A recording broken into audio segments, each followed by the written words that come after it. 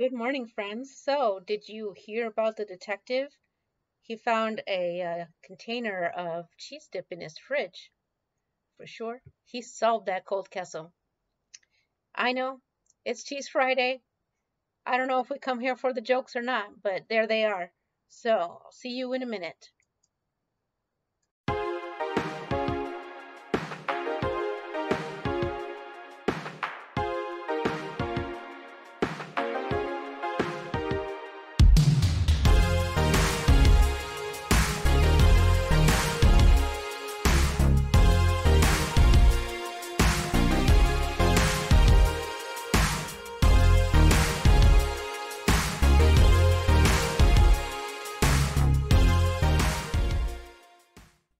So, friends, as you may have guessed from that horrible joke, we've got a nice cheese that's perfect for making queso, cheese dip.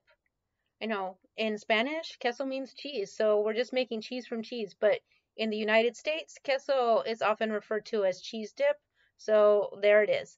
At any rate, this today, I have Castillo Olancho, and this is a Honduran soft. Well, it's semi-hard, but really it's bordering on semi-soft cheese. And this cheese is a cow's milk cheese.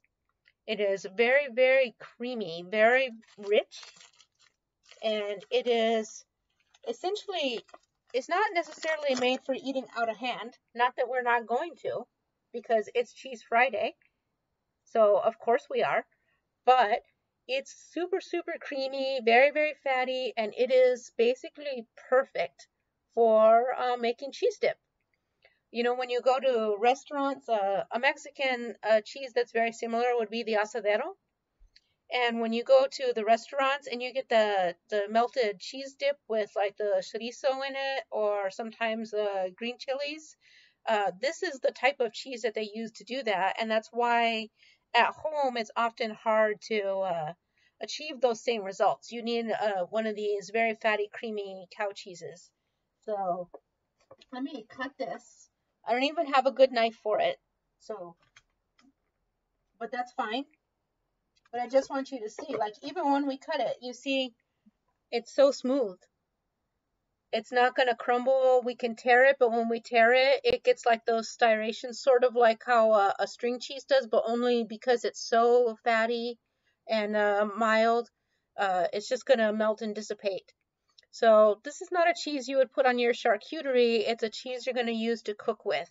Think of your sauces. It's a great, if you're making a multi-cheese sauce, it's perfect to put into as one of those cheeses. The smell is almost non-existent. It's super, super mild. It's just very lightly nutty, but more buttery. In fact, I would dare say call it a very buttery cheese because of how the high fat content is. So, and it doesn't have a rime. It's a washed cheese, a washed and pressed, which contributes to that to the texture. But you can see it'll pull apart very similar to how a mozzarella would. And let's see. Truthfully, from a taste profile, mozzarella is a perfect comparison. So, and I don't mean like the fresh mozzarella, I mean like the string cheese mozzarella. It's super, super mild, super, super creamy, and then whereas the mozzarella string cheese is very lean, this has a high fat content. So there you go. You learned something new on this Cheese Friday, I hope, and I hope that you see some in your international grocery and you're able to pick it up and make yourself some bangin' cheese dip. So I will see you guys soon.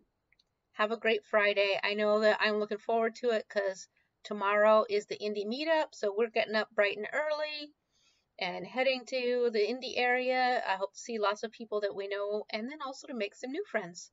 So see you guys later. Bye bye.